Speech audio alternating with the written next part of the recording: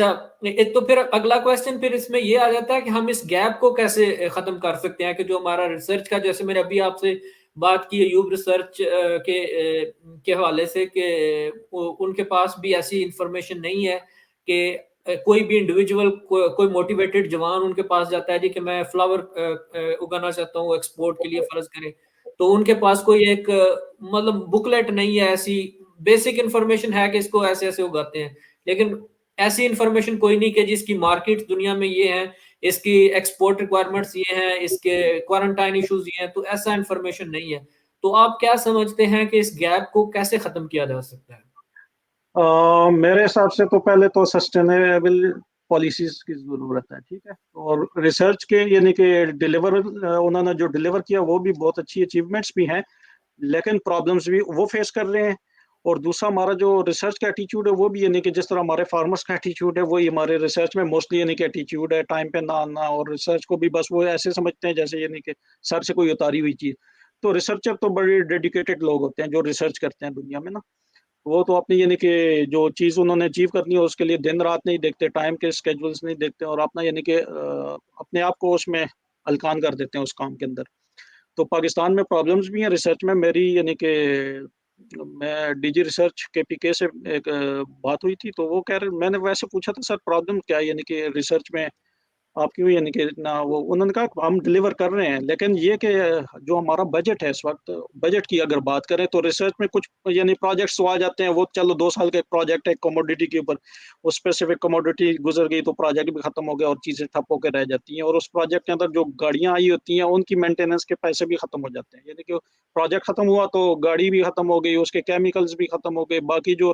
R&D की जरूरियात है वो भी खत्म हो गई, और बस बात खत्म हो जाती है वहीं पे। तो और जो R&D का बजट है यानी कि 4% है ऑपरेशनल बजट, सारे जो बजट में से 4% जो R&D का ये ऑपरेशनल बजट है जिससे आपने सारी चीजें करनी है। बाकी 96% बजट है उसमें सैलरीज हैं, उसमें उनके यानी कि बाकी जो TADAs हैं या उनकी पेंशन हैं या बाकी यानी कि चीजें आ जाती हैं। तो 4% बजट के साथ अगर आप कोई रिसर्च करके मुझे या उसका आउटपुट दिखाएं तो वही बात यानी कि समझने वाली बात नहीं है।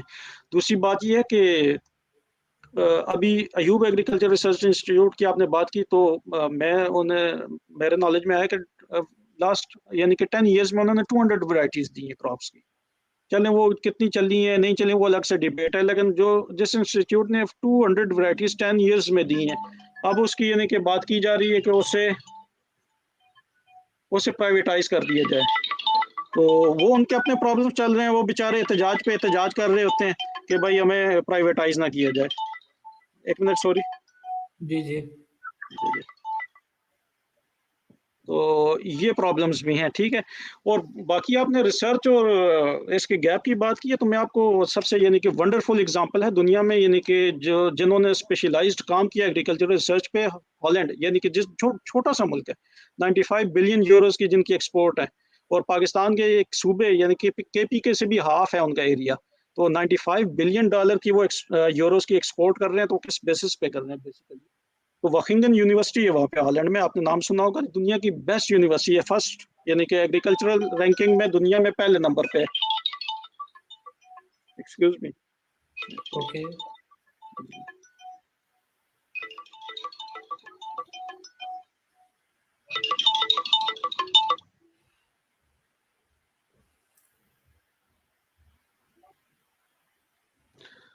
अच्छा, दुनिया में पहले नंबर पे है। तो उन्होंने जो रिसर्च की थी, मैंने पढ़ा था एक जगह पे कि उन्होंने स्पेशलाइज्ड प्रॉब्लम्स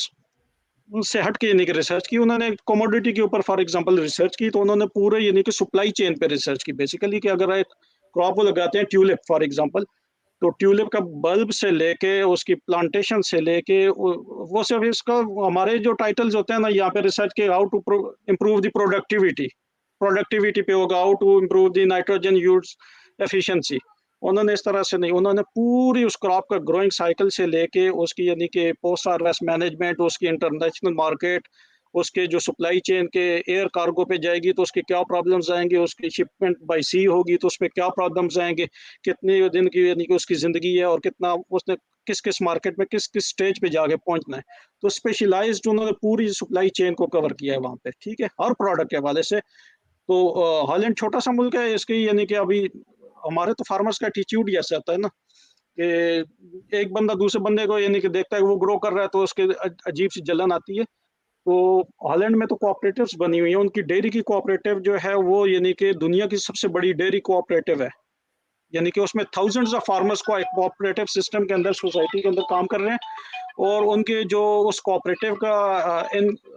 वो है एक्सपोर्ट्स हैं वो मोर देन यानी कि 5 बिलियन यूरोस नहीं 10 बिलियन यूरो से ज़्यादा की एक्सपोर्ट है एक कोऑपरेटिव की जो डेयरी की बनी हुई है उनकी। तो स्पेशलाइज़ यानी कि भी है, सप्लाई चेन पे भी उन्होंने कवर किया और हर चीज़ को यानी कि हर एस्पेक्ट से उन्होंने टच किया है। तो इससे यानी कि उन्होंने